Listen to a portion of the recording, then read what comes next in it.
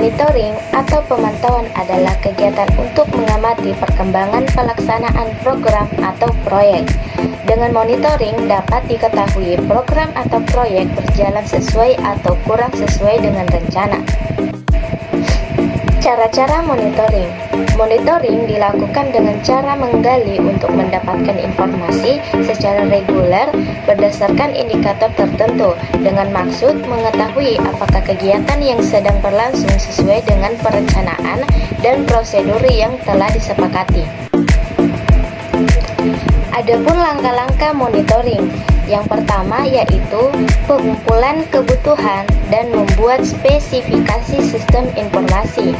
Pada langkah ini dilakukan pengumpulan kebutuhan proses monitoring barang inventory yang ada di sekretariat daerah. Dan yang kedua, membuat pemodelan sistem informasi. Pada langkah ini, membuat pemodelan sistem informasi monitoring inventory menggunakan UML. Dan yang terakhir, yaitu membuat prototipe sistem informasi. Pada langkah ini, dilakukan pembuatan prototipe berdasarkan hasil pemodelan yang telah dihasilkan. Fungsi monitoring yang pertama yaitu ketaatan atau compliance. Monitoring menetapkan apakah tindakan administrator, staf, dan semua yang terlibat mengikuti standar dan prosedur yang telah ditetapkan. Yang kedua, pemeriksaan atau auditing. Monitoring menetapkan apakah sumber dan layanan yang diperuntukkan bagi pihak tertentu atau target telah mencapai mereka. Dan yang ketiga, laporan atau accounting. Monitoring menghasilkan informasi yang membantu menghitung hasil perubahan sosial dan masyarakat sebagai akibat implementasi kebijaksanaan sesudah periode waktu tertentu. Dan yang terakhir, penjelasan atau explanation. Monitoring menghasilkan informasi yang membantu menjelaskan bagaimana akibat kebijaksanaan dan mengapa antara perencanaan dan pelaksanaannya tidak cocok. Selanjutnya yaitu pengertian evaluasi kurikulum. Evaluasi merupakan suatu proses memberikan pertimbangan mengenai nilai dan arti sesuatu yang dipertimbangkan atau evaluan. Dan sesuatu yang dipertimbangkan itu bisa berupa orang, benda, kegiatan, keadaan, atau sesuatu kesatuan tertentu.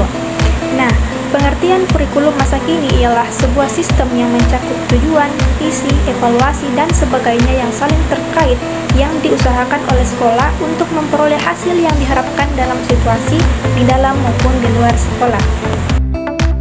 Selanjutnya adalah tujuan evaluasi kurikulum.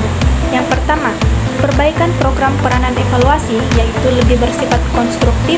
Informasi hasil evaluasi dijadikan masukan perbaikan yang diperlukan di dalam sebuah program. Yang kedua, pertanggungjawaban kepada berbagai pihak evaluasi kurikulum menjadi bentuk laporan yang harus dipertanggungjawabkan dari pengembangan kurikulum kepada pihak-pihak yang bersangkutan. Yang ketiga, penentuan tindak lanjut hasil pengembangan tindak lanjut. Dari pengembangan kurikulum ini dapat berbentuk jawaban atas dua kemungkinan pertanyaan. Adapun langkah-langkah dari evaluasi kurikulum, yang pertama, mempelajari program, menuliskan latar belakang atau alasan mengapa melakukan evaluasi. Yang ketiga, menentukan apa yang ingin diketahui dan menuliskan pertanyaan evaluasi. Yang keempat, menentukan informasi yang diperlukan untuk menjawab pertanyaan evaluasi. Yang kelima, merancang evaluasi. Yang keenam, mengumpulkan informasi atau data. Yang ketujuh, merumuskan kesimpulan. Dan yang terakhir adalah menginformasikan hasil serta memanfaatkan hasil untuk membuat keputusan atau mengubah dan melanjutkan suatu program. Selanjutnya yaitu peranan evaluasi kurikulum terbagi menjadi tiga. Yang pertama, evaluasi sebagai model judgment. Yang kedua, evaluasi sebagai penentuan keputusan. Dan yang terakhir, evaluasi sebagai konsekuensi nilai. Selanjutnya yaitu model evaluasi kurikulum terbagi menjadi tiga. Ada evaluasi model penelitian, evaluasi model objektif, dan evaluasi model campuran multivariasi. Jenis penilaian. Jenis penilaian terbagi atas dua, yaitu penilaian formatif.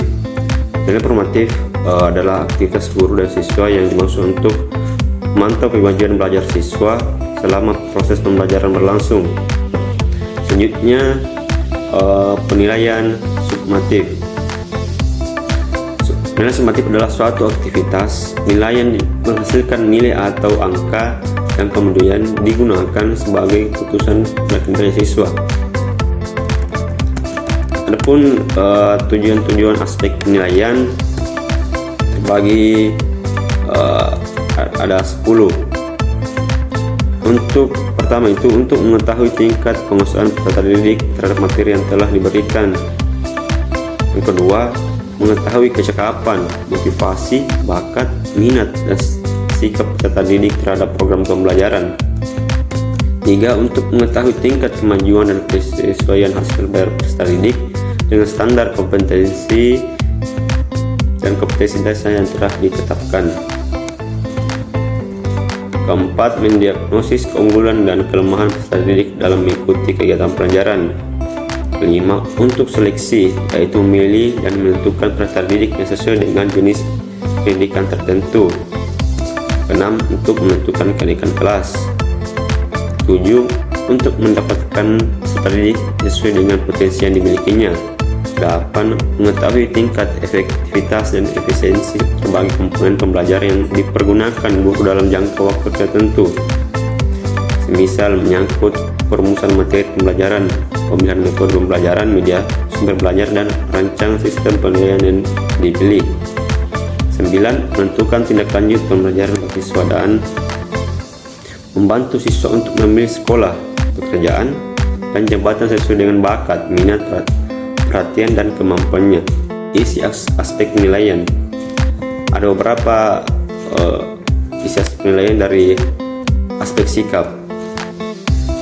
Adapun aspek pengetahuan, penilaian aspek pengetahuan bertujuan untuk mengukur tingkat penguasaan peserta didik terhadap pengetahuan yang diberikan. Aspek keterampilan. Aspek keterampilan bertujuan untuk mengukur kemampuan peserta didik dalam mengimplementasikan pengetahuan yang diperolehnya dalam memecahkan suatu permasalahan. Selanjutnya yaitu kalender pendidikan. Kalender pendidikan berperan sebagai alat untuk menentukan awal dan akhir kegiatan pembelajaran pada suatu sekolah, mengingatkan antara satu sekolah dengan sekolah lain berbeda dalam pengolahan pencapaian kompetensi pembelajaran. Prosedur pelaksanaan aspek penilaian. Pertama itu penilaian aspek sikap dilakukan dengan tahapan. Selanjutnya itu ada penilaian aspek pengetahuan dilakukan melalui tahapan. Selanjutnya penilaian aspek keterampilan. Selanjutnya proses penilaian belajar dan hasil belajar oleh peserta didik dengan urutan. Tahapannya itu untuk menetapkan tujuan penilaian dengan mengacu pada RPP yang telah disusun.